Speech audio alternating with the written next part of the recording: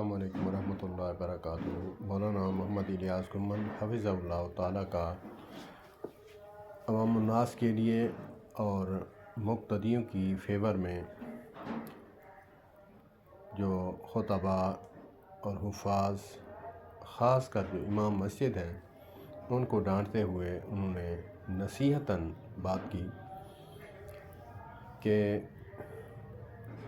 عوام الناس کو تم کہتے پھر رہے ہو کہ تم تکبیر اولیٰ میں آ جاؤ اور پہلی صف میں آ جاؤ۔ ان کی یہ بھی مہربانی ہے کہ وہ نماز میں آ جاتے ہیں۔ اگر تو بھی اس منصب پہ نہ ہوتا تو پھر کاروبار چھوڑ کر نماز میں پہلی صف میں آتا تو تجھے شاباش کہتا۔